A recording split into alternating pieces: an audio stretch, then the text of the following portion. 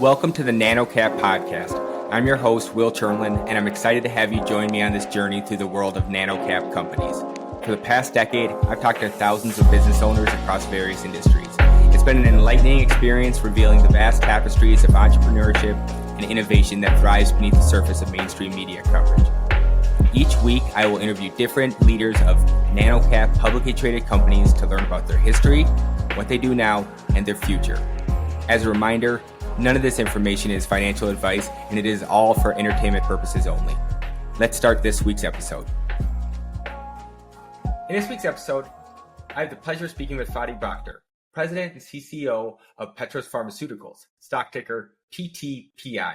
Petros Pharmaceuticals is committed to the goal of becoming a leading innovator in the emerging self-care market where real prescriptions become over-the-counter medication. Fady, thanks for coming on the podcast. Good to be with you, Will. Glad to be here. Thank you. So I saw we have kind of a similar background of, I'm from Minnesota. You went to college at Hamlin, where my mother, 3 aunts, grandparents all went. How did you end up in Hamlin, the first part? And then how did you kind of slowly become the president of Petros Pharmaceuticals? What led you to where you are today? It's quite the quirky story. It's incredible because I would have never imagined it or dreamt of it myself. So it's funny is, I happened to play hockey in California. So long story, I was born in Cairo. We moved to California, LA, took up ice hockey of all the sports that could be played on the West Coast, took up ice hockey, fell in love with it, got recruited to play at Hamlin University in Minnesota. And so I often say I'm likely the only Egyptian Californian ice hockey player you'll ever meet. And that remains true until today. So yeah, and the other part was I had a passion for international relations. Kofi Annan had attended McAllister, which is all a part of the MIAC in Minnesota, and Hamlin is a part of that whole series of schools. So it was also a good international relations university. So I got to play ice hockey, study international relations. It was a good fit, but I would have never dreamt it or imagined of it. Yeah. So to interrupt real quick. Yeah, as I was looking through your background, you had a very heavy international relations slant to your career, with you going to school even after your college with education and languages through the Defense Department and such. When did it turn into a business career, and what caused that pivot? Because it's a totally different way to go and fork in the road. It's crazy when I think back what happened and why I made the change, but it played out this way. So joined the Army. And in the Army, was selected to be a part of their military intelligence division. And so went to the Defense Language Institute, studied Arabic, military intelligence. And then I had some mentors of mine within that system that came to me and said, hey, listen, they knew that I was just about to have my first baby with my wife, our first daughter. And they said, just to let you know, you have to be prepared. You're gonna do some hardships. You're going to have some strong deployments, long-term deployments, and in hardships, your family can't come with you. So that can go from anywhere from 6 months to 2 years, and it really struck me. So I often say I wasn't proud of the man I had to be, but I had to be that man for my family, and that's why soldiers that are deployed and that take on this path are to be honored and respected because it's a big, big sacrifice. I couldn't stomach it, so I basically pivoted and found myself gearing towards the business world in pharmaceuticals and pharmaceutical sales. And I started off with the big players, so the Glaxos and the Novartises of the world. And I haven't regretted it. It's been a fun ride. Okay, so I gotta ask then. So Egypt obviously has its own unique culture. Then California has its unique culture. Then hockey guys from Minnesota have their own slang and probably said a bunch of words that you've never heard in your life. And then the military has its very strict culture. And then I also know the culture of like pharmaceutical salespeople.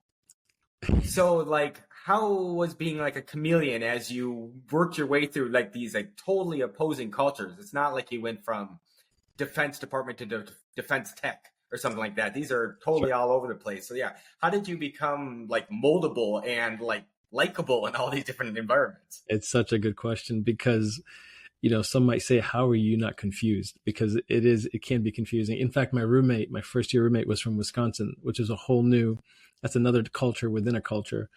But to tell you, I think I'll tell everybody, encourage everyone in your youth, expose yourself to as many diverse and disparate conditions as possible, because it expands your horizon. And sometimes you're too ignorant, you're too young to realize you're different. You're too young to realize of the changes and transitions. You're constantly adapting, you're constantly meeting new challenges in ways that are not burdensome. So I would highly recommend in your youth, change your environments, change your communities, let the change come to you and adjust to it, because as you get older, it definitely gets much more difficult. But the things you learn in your youth still stay with you. So the more you expand your horizons when you're younger, the better you're off when you're older.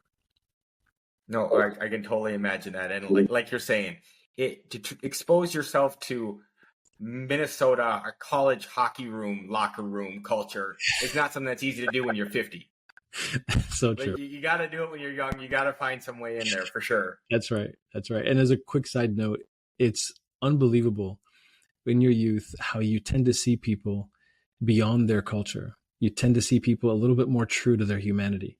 So all the guys you just mentioned in the hockey locker room, if I was to walk into that hockey locker room today as a father of two daughters and a son, married for a number of years, I would have seen what they said and do as highly offensive. And yes, some of the locker room stuff needs to stop. But seeing those individuals behind the scenes, behind the misbehavior, you start to realize and appreciate they're people too, and they've got growth to experience, and they're not who they act to be or act like. So, and many of them now have also grown to see the same type of wisdom. So yes, to your point, sometimes your observances are more pure in the person versus solely their actions or their ethnicity. No, I can totally see that. I can totally imagine that. So okay, back more to current day. Yes. Tell me a bit more about Petros Pharmaceuticals. How did you first off get introduced to the job? Yeah. And then second off, what does Petros Pharmaceuticals do? Yeah, absolutely. So I'll take you back a couple of phases. So I started off in pharmaceutical sales, and I had the pleasure of launching some of the country's most amazing therapeutics, such as Advair and Diovan, and products from hypertension to diabetes, Starlix, which is for diabetes, and you name them. There are so many that introduced new classes of medication to really major chronic conditions and diseases. And then I found myself getting to Merck, where I was in hospital sales with ICU grade antibiotics. So gradually and progressively, I was exposed to more and more high value innovative medications. And so I started to fall deeper in love with the operational elements of pharmaceuticals, in addition to the innovation behind the pharmacology. From Merck, I had many of my executive leadership leave for another small company. That's a new horizon I had never touched. I've always been in mega big pharma. And as they shifted over to Auxilium Pharmaceuticals, which was a small biotech company, they said, hey, come on over. Come join Auxilium, and which was very foreign to me. So I joined Auxilium and had my debut in home office life with Auxilium. That business was sold to Endo Pharmaceuticals for $2.6 billion. And I had a chance to observe, a fly on the wall, to watch and see the makings of high value, small company to big company, and then the integrations that ensued. So fell in love with that process. And so since Auxilium, I've been passionately mesmerized by the ardent science and value of small biotech. From Auxilium to Endo, and then from Endo I went over to Adapt Pharmaceuticals. Similar story, except had more of a senior executive position with Adapt. We took Narcan nasal spray, which was a product that had been available. Naloxone had been available for over 40 years. And it was launched. We took that from an initial launch of about 23 million a year to roughly well over 200 million in annual sales by 2018, by late 2018. And we caught the attention of Emergent Biosolutions, which purchased Adapt for $750 million. So then the journey continues. As that chapter was starting to wind down, I had an opportunity to stay on with Emergent Biosolutions, which is a bigger company. That's not the path I wanted to go. I had another executive leadership who had moved on to Metuchen Pharmaceuticals, which is modern day Petros in private form. And he said, come on over. They just licensed this asset. They've been working on it. We're trying to build a commercial infrastructure and polish it. We were funded by private equity. and we've got some pretty neat things happening here. So I took the dive. I went over to Metuchen, and from Metuchen, we continued to work on this asset, which is currently in our portfolio in prescription form, and went through several phases of evolution, which is important. In anybody's business, in anybody's life and career, you have to adapt and you have to pivot and change.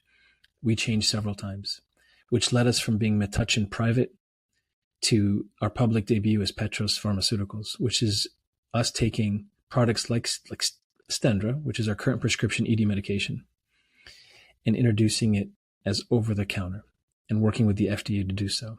It's never been done before. In fact, Pfizer and Sanofi have been trying to do it for the last probably 2 decades and haven't been able to do it. So now we're tapping into software as a medical device, and we're doing some technology assistive elements. The story goes on, and it's presenting a new horizon of an emerging marketplace called the RX to OTC switch space with nuanced medications such as ours. So that's how I ended up being where I am today. I had a chance to polish and rebuild the commercial infrastructure of Metuchen, and then also the public company Petros. And I continue to try to build this business into all that it can be.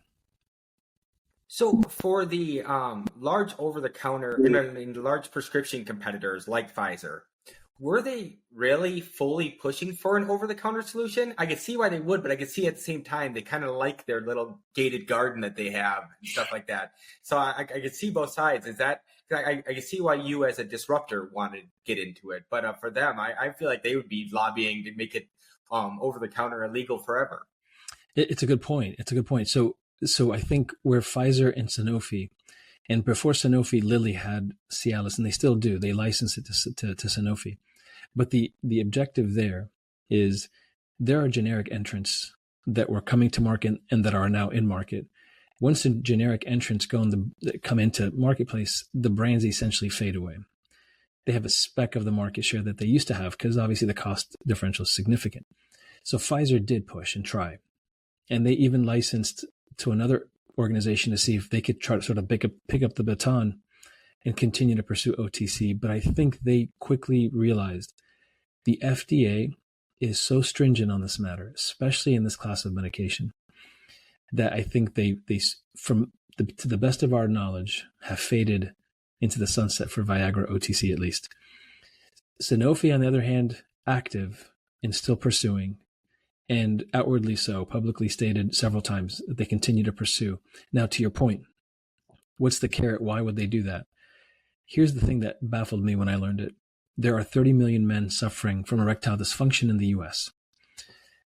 Over 2 decades, this class of medication has been launched and in market, but it's been estimated only about 25% of the 30 million men have actually sought or received prescription therapy, which is remarkable. That means 3/4 of men remain, whether it's embarrassment, stigma, cost, access, complexity, knowledge, all the combination. There's still a massive population of erectile dysfunction patients that are unearthed and untreated, which leaves one to think, well, maybe this class of medication has not met its full potential.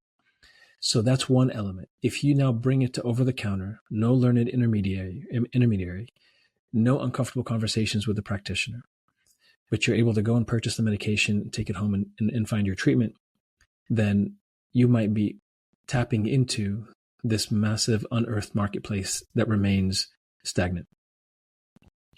No, that totally makes sense. So to kind of switch gears, but still in the same subject, did you get a chance to watch the Apple kind of event that they had to introduce their new AirPods this last week?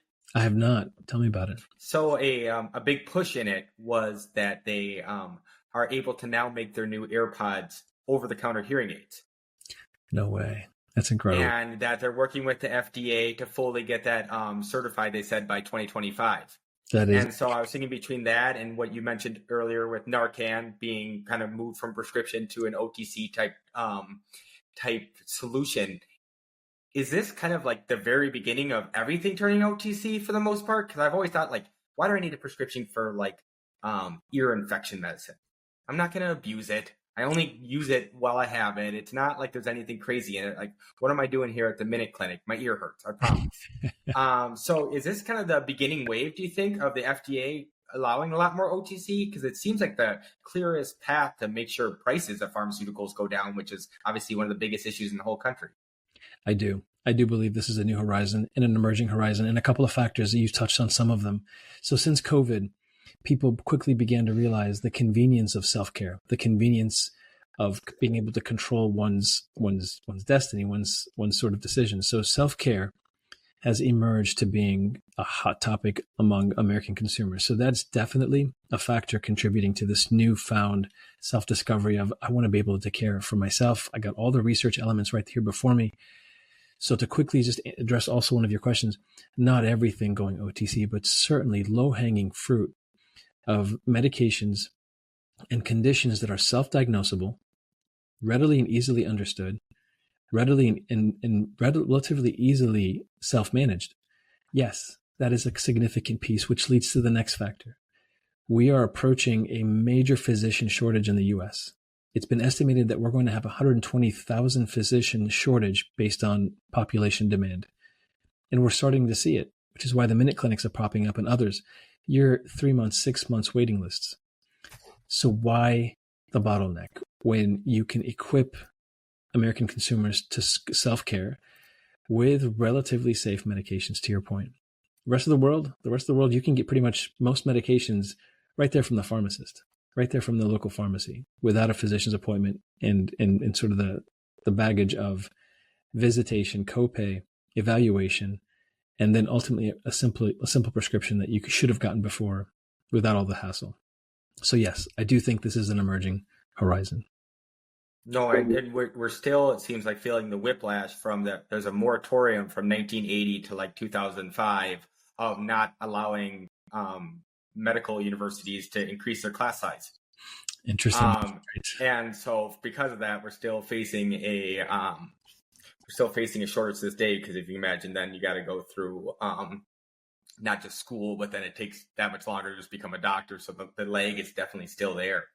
So with your ED solution, is that the main thing you're focusing on? Do you have other things that you think you can bring over the counter, or where is your focus kind of split up from like a percentage-wise day to day? Yeah, so it's definitely focused today on this particular asset in this very significant class of medication. But keep in mind, what we do with this asset, such as the technology that we build to help bring it over the counter hurdle, is going to be applicable to so many other medications. So yes, it is also our future ambition to leverage whatever technology we build for this asset's conversion from prescription to OTC to be leveraged in spaces such as urinary tract infections, migraines, potentially antidepressant, anxiety. These are areas where they're largely self-diagnosable. We have clinically validated diagnostic tools that the consumer can leverage and use, and then be able to give them over-the-counter access by way of our proprietary technology. So yes, today it's focused on this asset, but what we do for this asset applies and will be relevant to a portfolio of assets in the future, and that is our future ambition. And then for the FDA approval, how does it work from like a 10,000 foot view of, if you say you get approval tomorrow, for example, of over the counter to just be able to sell your medication? Is this something where then basically some of the other players might get grandfathered in that much easier because there's precedent?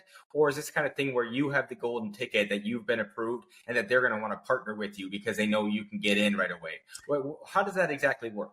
It's a little bit of both. Let me dissect them. So first and foremost, when a product switches from prescription to OTC, it has almost a right of first passage when you're the holder and the owner of the new drug application. So if you're the original manufacturer, the original innovator of that product, you have to conduct a clinical study, which gives you 3 years of market exclusivity once you commercialize. So you've got the market cornered in that particular class for about 3 years. And so to your point, others might want to license with you. They might want to partner with you to commercialize that asset and to fully meet its potential. But there will also be others who will begin their own process of launching a generic after the 3 years of market exclusivity. There's one hurdle to entry, barrier to entry. They're going to have to establish their own technology platform. And they're going to have to research that technology platform the way we did, because that will remain protected. And so it's not as easy to bring in a generic, especially if you leverage a technology assistive tool to help you with the conversion from prescription to OTC. It's not as easy to come to market with your own technology, because you would have had to conduct your own studies, which touches on one of your earlier questions. It's a fairly lengthy and demanding process to demonstrate to the FDA that your studies deliver and equip to the patient the ability to self-select and to comprehend the dangers and the risks without a physician. And so that is not an easy task, and it's not an easy process. And the FDA is an independently minded organization that does not care how much money you have or don't have. They don't care if you can't make the journey. If you fade away because you can't afford to complete, it doesn't faze them. So they are an independently minded, very conservative organization. So they are tough. No, I can only imagine. We've had a few different pharmaceutical based kind of companies on the podcast, and yeah, it's a battle, but it's also like, it's in the best interest. So it's a hard enemy to have. That's right. And in many cases, it's a worthwhile contention to have, because they're looking at it from a perspective that champions consumer safety, and certainly we do too. But it's good to kind of still compare notes to make sure that the way we think is the way they think, and that there's nothing being missed, or very few things would be missed. Makes sense. So as we kind of wrap up, looking ahead, what are the long-term goals? Is it 10 years from now, you got 10 different things, different solutions that are OTC? Or where do you see it? Maybe someone just acquiring you because you get the first dibs at OTC, and it's, instead of coming out with a technology stack, they just buy you up? Or what's kind of best case scenario in the next 5 to 10 years? So here's the dream. The dream is that we win with this particular class of medication, and we're able to bring it over the counter. And in doing so, we would have demonstrated an assistive technology device that's unprecedented in nature, proprietary. And then we begin to apply it to at least readily 5 or 6 assets that are top of mind, that we've already started talking to those organizations. And we become the premier organization in this emerging market of self-care. And we're bringing unprecedented classes to OTC, such as UTI, both, believe it or not, antibiotic, but intelligently and wisely used, understanding the resistance issue. But there's a path forward there, but that's unprecedented, as well as antimicrobial. When we think of migraine medications, we're talking single-use intranasal. We're talking, the story goes on, antidepressants, especially antihypertensives. We can expect in the very near future anti-lipids, such as Crestor, which I think they're pretty far advanced in this process as well. So we look to be a formidable leading innovator in this switch space. In which case, then, to your point, whether we license our technology or our services to others and partner with them, or we bolt on to a larger organization and they help us expand our reach and our capabilities even further, that is the dream. Awesome. Thank you so much for coming on the NanoCap podcast. For those still listening, where's the best place to find you and find more information about your business? Yeah, come see us at petrospharma.com. That is our corporate website. You'll see our investor relations deck on that site. You'll see also press releases. Stay tuned to our press releases. Get on a regular subscription of our press releases. We are presenting at various conferences, most recently HC Wainwright, potentially LD Micro to come. So stay tuned. Listen to our story. PTPI is a ticker, as you mentioned, on NASDAQ. So continue to look for our announcements and our progress. Thanks again for coming on the podcast. And for those still listening, please remember to subscribe and review. Thanks.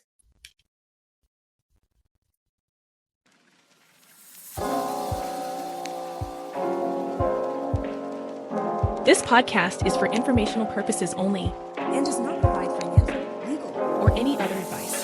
The information is not investment advice or any offer to buy or sell any securities or to make any investment. The views expressed by the guests are their own, and any reference to third-party products, services, therefore, by NanoCap Podcast or its affiliates. The NanoCap Podcast Express disclaims all liability